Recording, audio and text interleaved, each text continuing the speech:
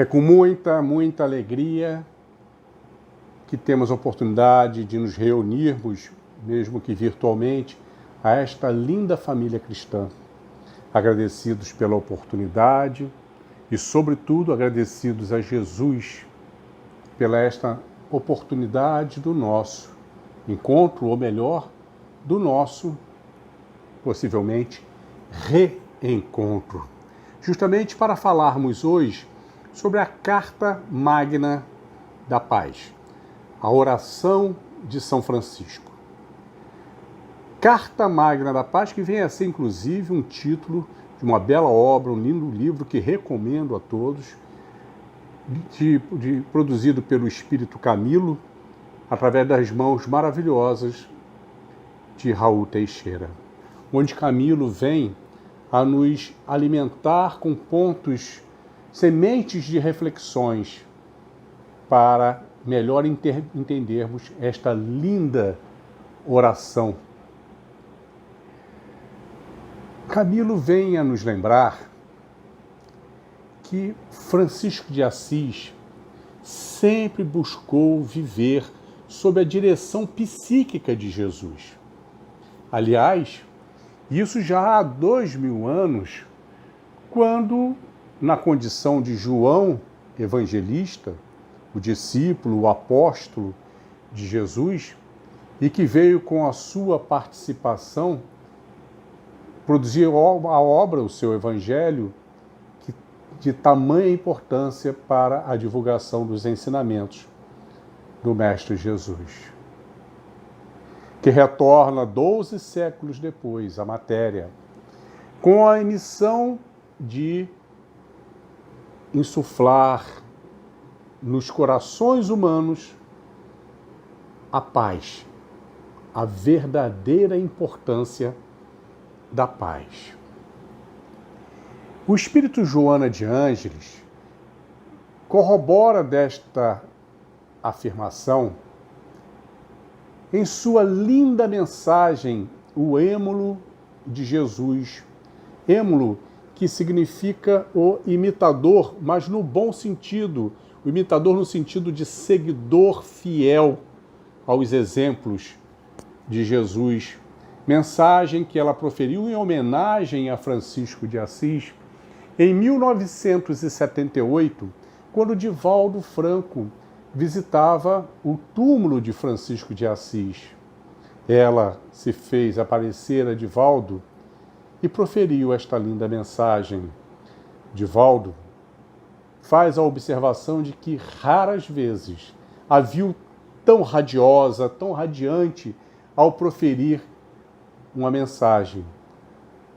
Até porque os vínculos de Joana de Ângeles com Francisco de Assis são vínculos muito fortes, que vêm até mesmo lá de 2000 anos, quando ela, na condição de Joana de Cusa, aproxima-se de Maria Santíssima, de Madalena, de Susana, nas obras cristãs, e dentre os apóstolos, o primeiro a se aproximar dela veio a ser justamente João Evangelista. E 12 séculos depois, quando ele abraça a missão, como Francisco de Assis, ela o acompanha como Clara, Santa Clara de Assis. Mas então existem sempre os nossos irmãos questionadores de fé fraca ou incrédulos que vêm argumentar, mas como pôde João Evangelista, um espírito evoluído, passar 2 décadas como o jovem Francesco, um jovem rico que era cercado dos prazeres materiais? Como pôde isso a um espírito evoluído? E Camilo nos esclarece de que era necessário para que a sua conversão viesse a ser impactante. E tem toda a lógica. Porque se ele, Francesco, ao invés de um jovem de família rica, fosse um simples aldeão, desconhecido nós sequer estaríamos falando disso agora. Mas não, o impacto foi tão grande que os seus próprios, muitos dos seus amigos ali, o seguiram na conversão. E não foi a primeira vez que isso aconteceu. Diversas outras vezes tivemos conversões exemplares. Vamos lembrar de uma? Saulo de Tarso, o grande rabino, o jovem rabino, rico, poderoso, que viera sendo preparado a vida inteira para ser um líder entre os rabinos, na travessia do deserto, diante da aparição do Cristo.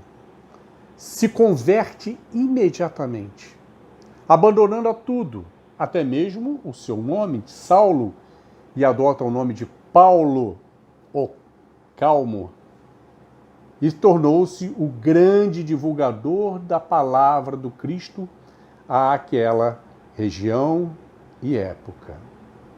Mas os nossos irmãos incrédulos também nos questionam às vezes, dizendo: mas se Deus é tão poderoso, por que Ele não estala os dedos e acaba com a violência no mundo?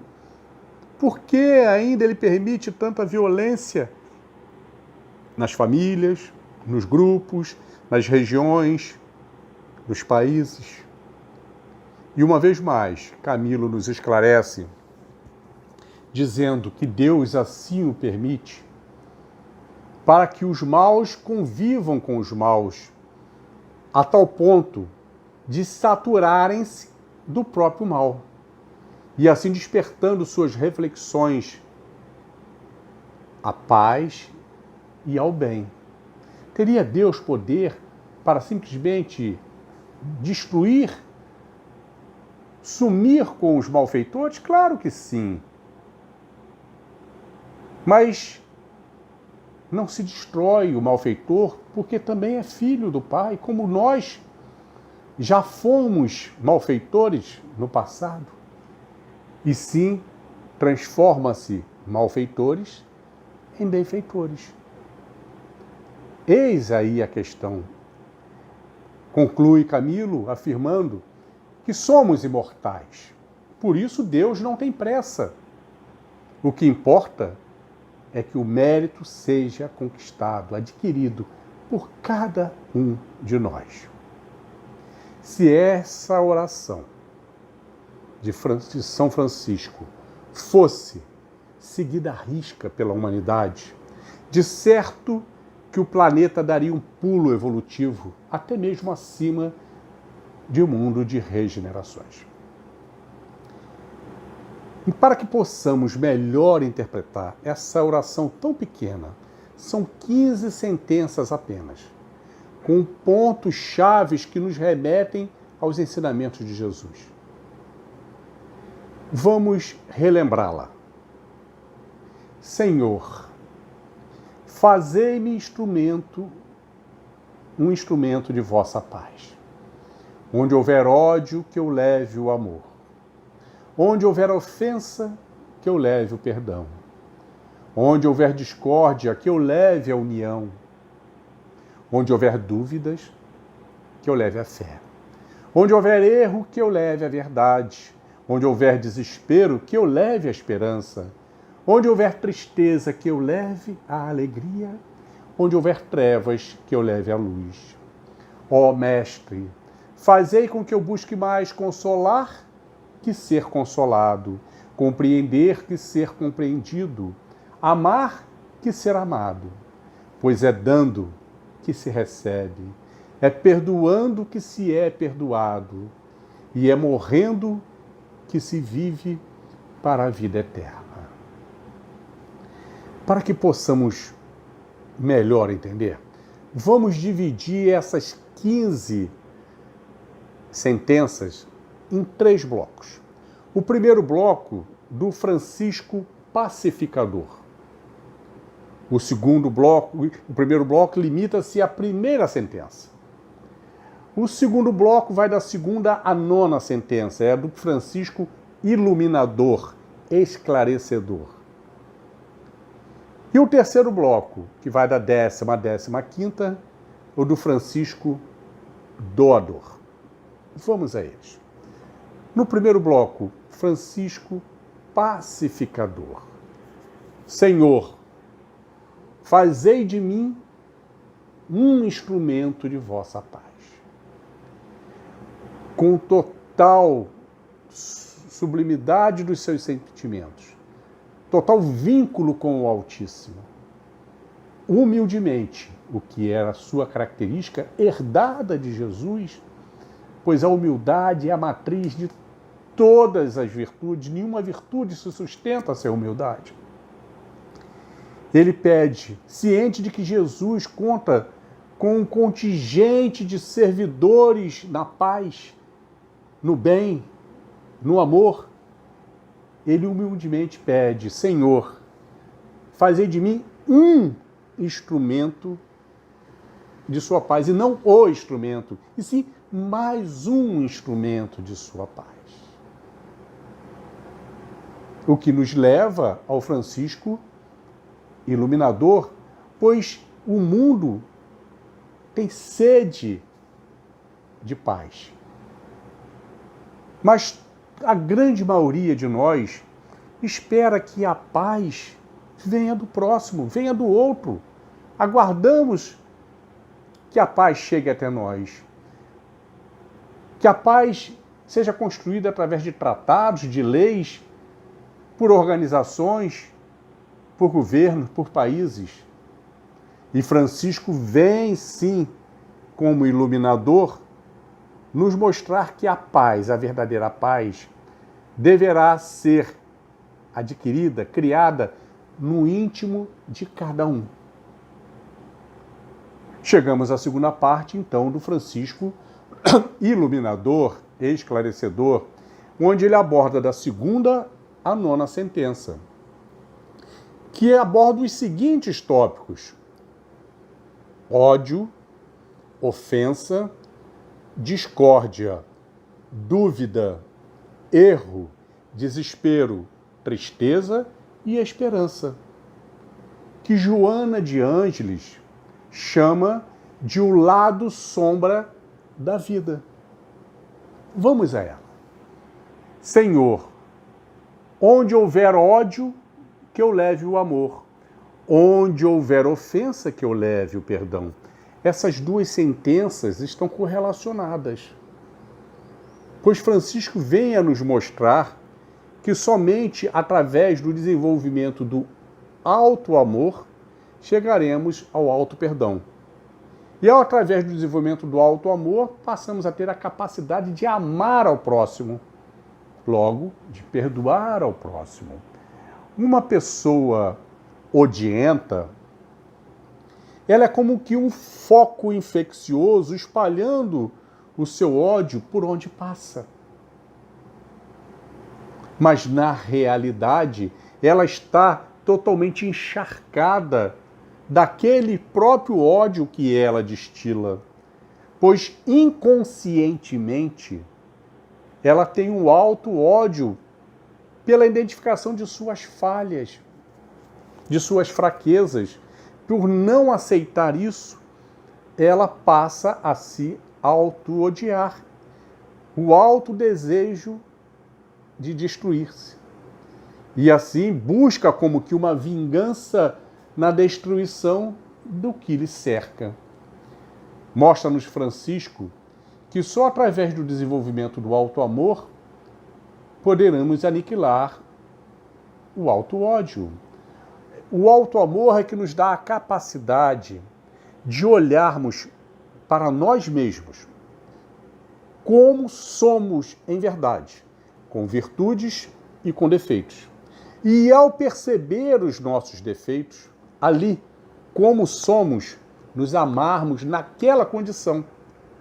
Pois será este alto amor que nos dará a força, a determinação para combatermos as nossas falhas, transformando-as em virtude, logo evoluindo.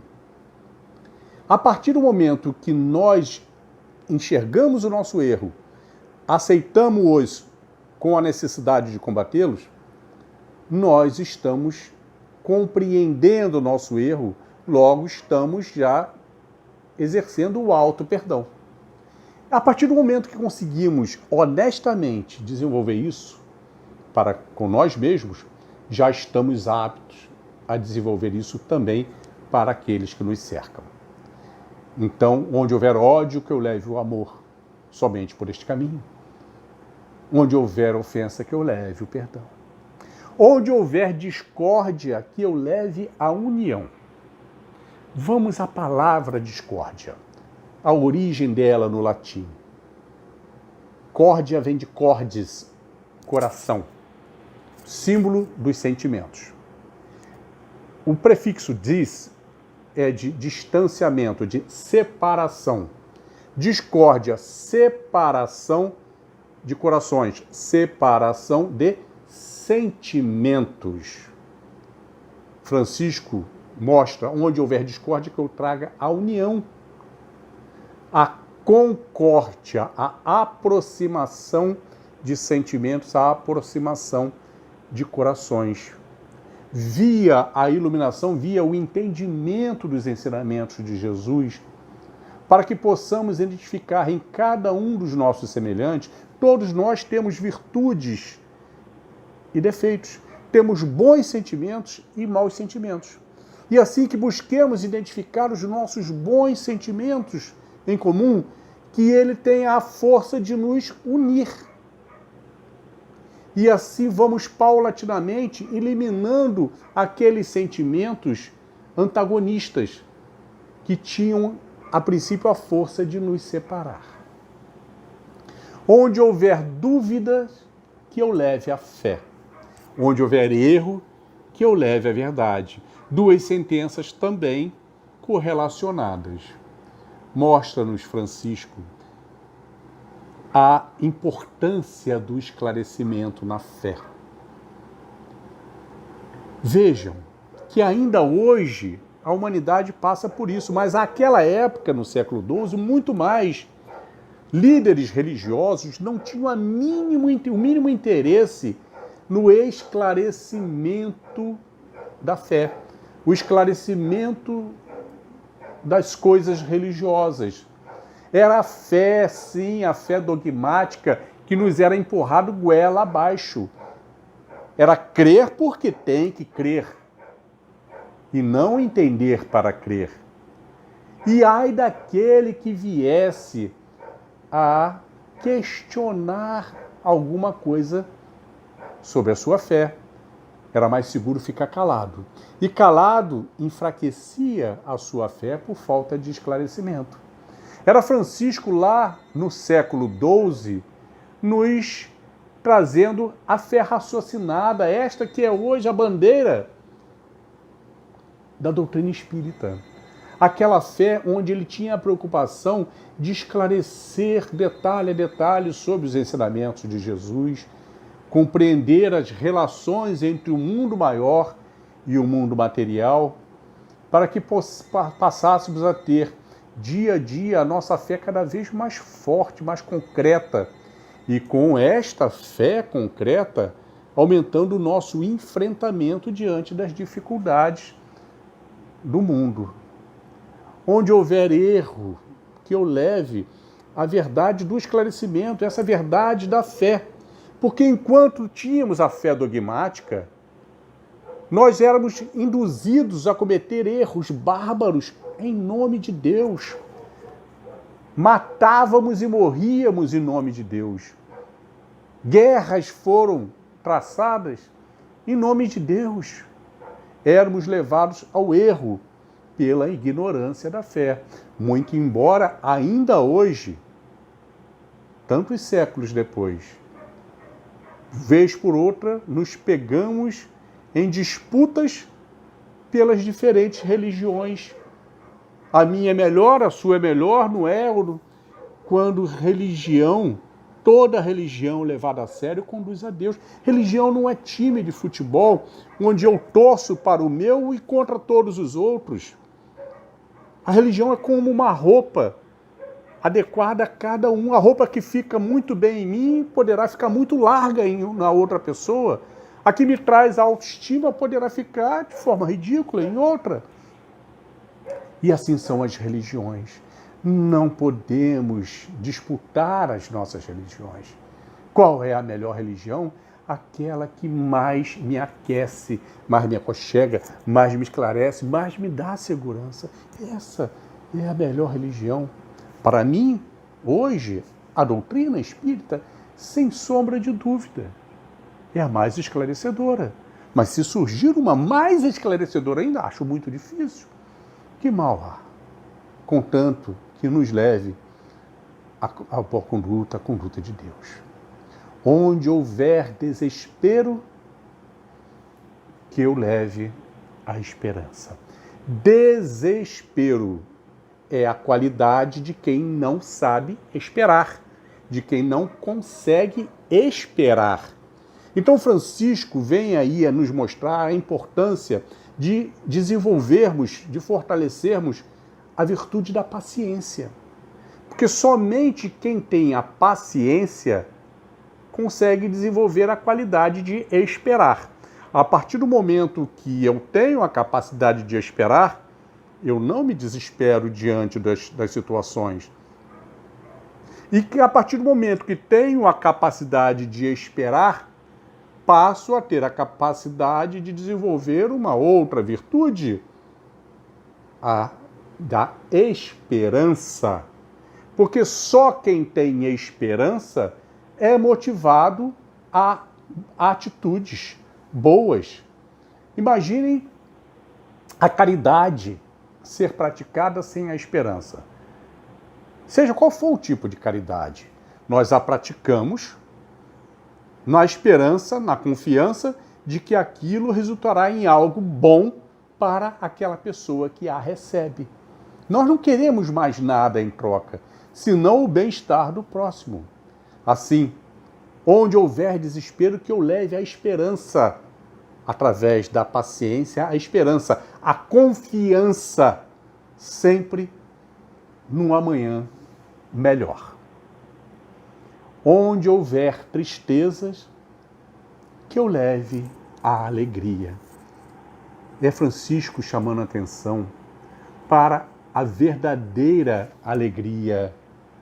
A alegria sólida, consistente. E não as alegrias efêmeras da gargalhada, da balada, dos momentos passageiros, rápidos, efêmeros, que ficam resquícios em nossas memórias, mas se vão. A verdadeira alegria, aquela que fica, que permanece, aquela que vai se juntando a tantas outras verdadeiras, formando um conjunto de alegria chamado felicidade. A alegria de ter ciência da importância de cuidarmos para a nossa saúde. A saúde física, sim, mas principalmente a nossa saúde espiritual, aquela que levaremos conosco para a eternidade. A verdadeira alegria de termos a consciência da importância de vencer os vícios, os crimes que só nos desviam do bom caminho. E a partir do momento em que vamos cada vez ficando mais resistentes a isso, mais conquistamos essa verdadeira alegria. A verdadeira alegria de termos a consciência e cada vez mais a capacidade de conquistar novas amizades. Amizade que vem a ser a semente do amor. Não existe amor que não tenha começado por uma amizade. E assim vamos enriquecendo, aumentando a nossa bagagem de novas amizades, novos amores, que levaremos de volta para a pátria espiritual. A alegria cada vez maior do prazer de servir. Servir ao bem, sem nenhum outro objetivo senão o de servir. A alegria verdadeira de ter a oportunidade de ser iluminado através dos esclarecimentos. E para isso, essa doutrina maravilhosa, tão enriquecedora, todos os dias podemos finalizar o dia sabendo um pouquinho mais do que sabíamos. E a verdadeira alegria de nos tornarmos também iluminadores, esclarecendo ao nosso próximo naquilo em que fomos esclarecidos. E assim formarmos esse conjunto chamado felicidade. Onde houver trevas, que eu leve a luz. Trevas da ignorância. É Francisco nos mostrando a importância de combatermos a ignorância que nos leva aos preconceitos. Todo preconceito é burro, pois ele é filho da ignorância. O nome já diz pré-conceito. Estou fazendo um conceito antecipado sem ter conhecimento de causa. Seja qual for o preconceito, sexo, cor, raça, religião, seja qual for o preconceito, ele não gera nada de positivo. Pois todas as atitudes, sejam pensamentos, palavras ou atos, que nós praticamos baseados em preconceitos, nos levam à violência, a vícios, a desvios de conduta, a endividamentos éticos e morais. E assim findamos a segunda parte, a parte do Francisco Iluminador, onde ele nos dá esse esclarecimento para que possamos nós, em nossas reflexões, fazermos o melhor uso dessa linda oração. Chegamos então à terceira parte, a parte do Francisco Doador. Ó Mestre, fazei com que eu busque mais consolar que ser consolado, compreender que ser compreendido, amar que ser amado, pois é dando que se recebe, é perdoando que se é perdoado. A sublimidade de Francisco de Assis, a humildade dele, fazei com que eu busque mais consolar que ser consolado. Pedindo ele humildemente a Jesus que o ampare diante da tarefa de consolar. É tão difícil.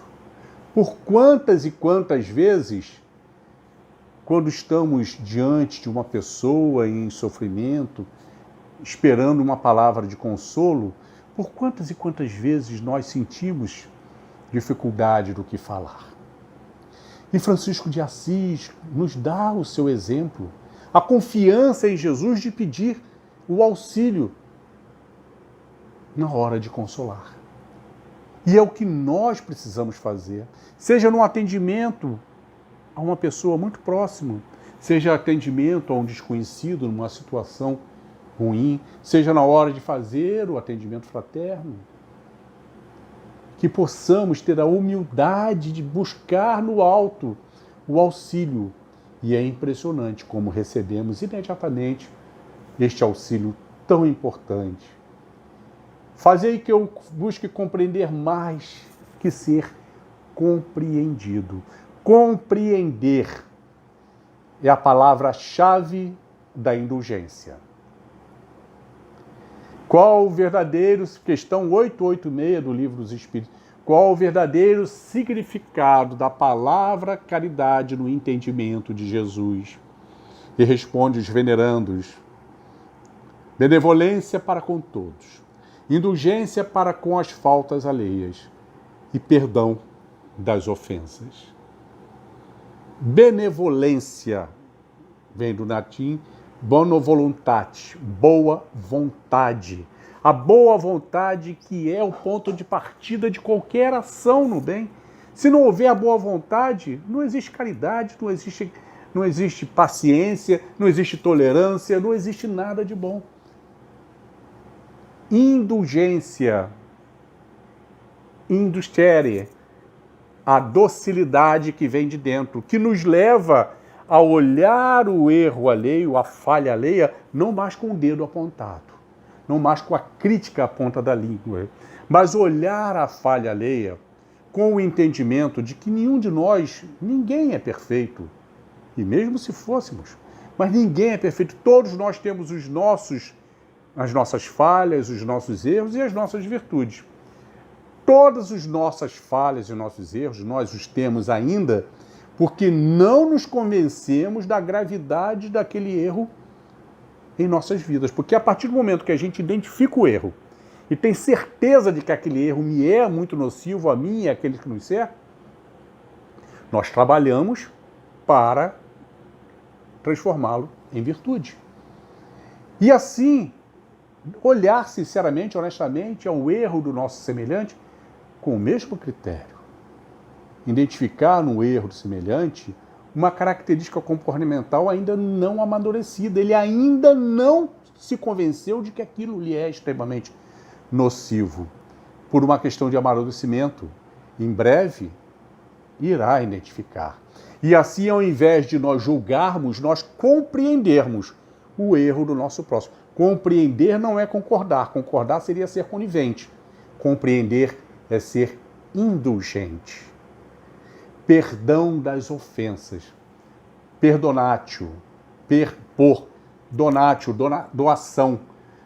Perdoar não é esquecer. Perdoar é sentir algo de bom de dentro de nós, direcionado àquele que nos ofendeu, para que possamos de alguma maneira contribuir para a sua mudança e a sua reparação. Então Francisco fala, compreender que ser compreendido. A partir da compreensão, praticar a indulgência. E se praticamos a indulgência, não há mágoas. Há compreensão. E se não há mágoas, não existe mais nada a ser perdoado. Aquilo já aconteceu. Isto é amar ao próximo. Isto é cumprir o segundo mandamento de amar ao próximo como a si mesmo. E assim amarmos a Deus sobre todas as coisas, que é o primeiro mandamento. Amar que ser amado. A sublimidade de Francisco de Assis nessa sentença. Questão 883 do Livro dos Espíritos. A sublimidade da virtude é aquela onde destina todo o seu sacrifício sem nenhum outro objetivo senão o de servir. Não querer nada em troca. É o amor incondicional colocado por Francisco de Assis. Que eu busque mais amar que ser amado. Amor incondicional. Dentre os encarnados, é considerado o maior amor o amor de mãe. Por quê? Porque a mãe é capaz de qualquer sacrifício em benefício do seu filho, sem nenhum outro objetivo senão o de atendê-lo. Os espíritos iluminados têm um amor superior ao de mãe, justamente porque é incondicional a toda a humanidade. Servir sem nenhum outro objetivo senão o de servir, de proporcionar o bem. Aí nos leva à sentença seguinte: pois é dando que se recebe. Veja que isso não tem nada alusivo ao mundo material.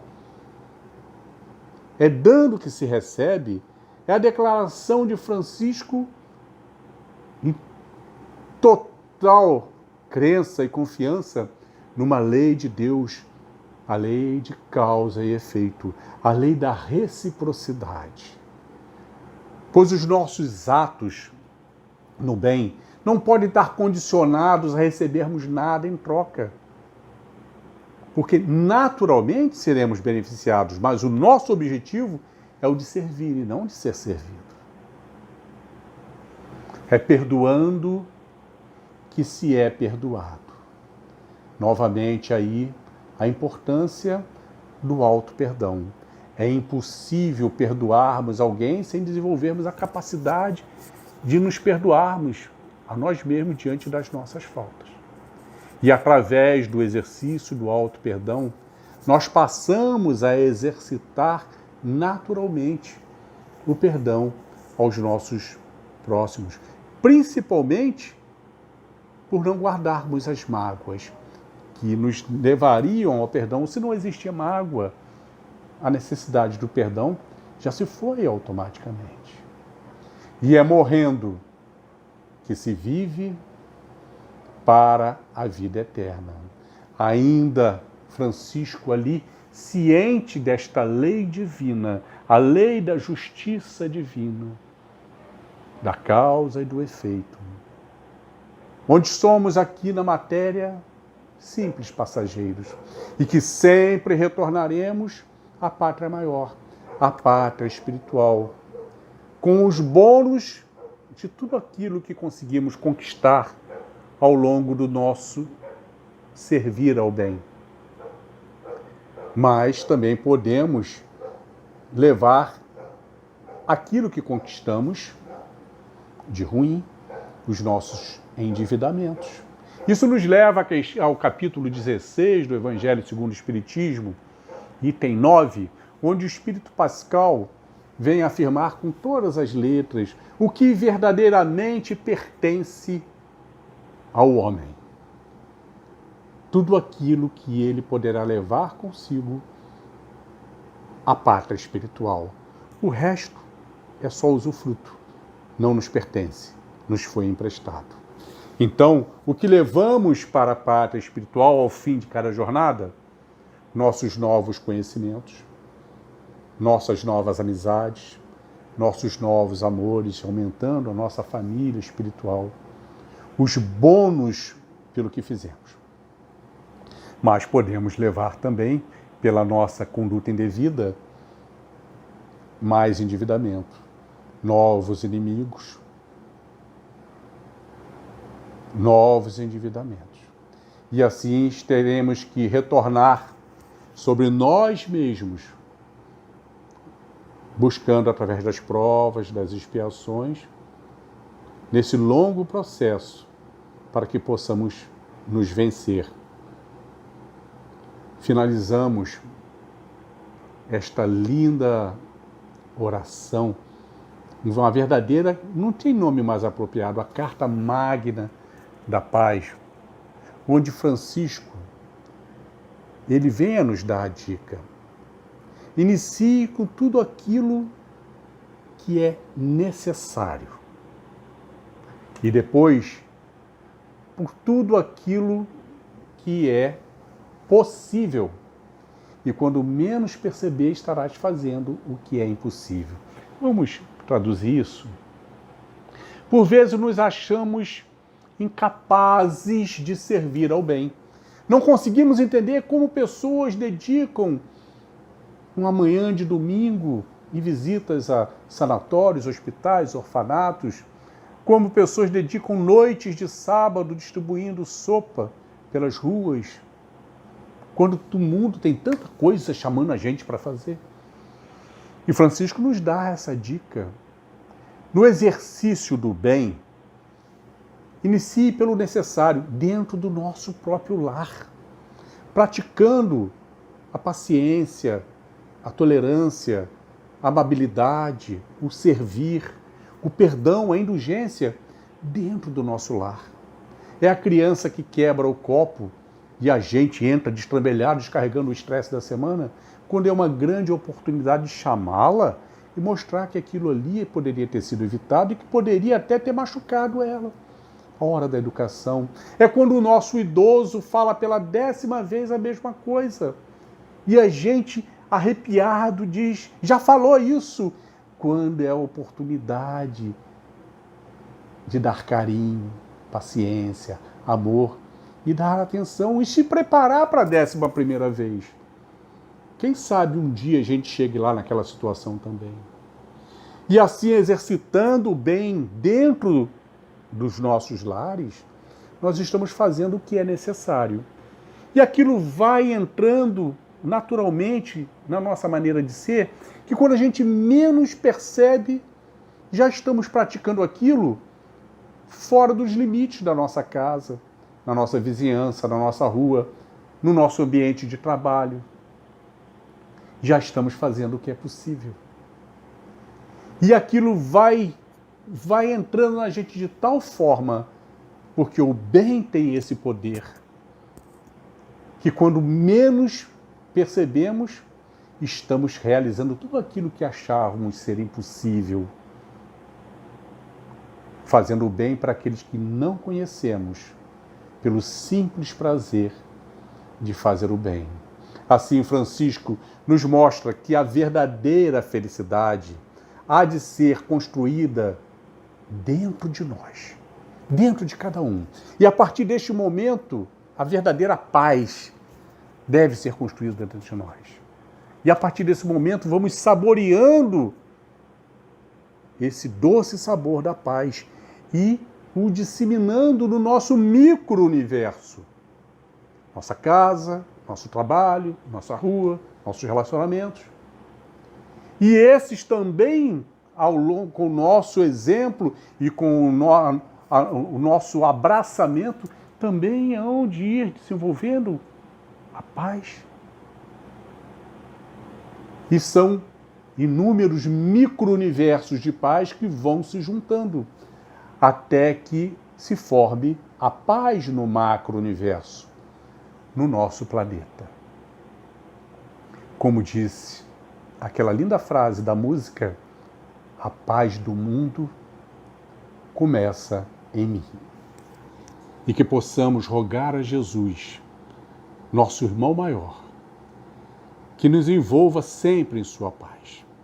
E que neste momento possamos sentir-nos todos, cada um de nós, em seu lar, nos sentirmos abraçados, envolvidos pelo nosso mentor espiritual, pelo nosso anjo guardião, esse emissário de luz do nosso irmão maior, Jesus. Muita paz a todos e muito obrigado mais uma vez.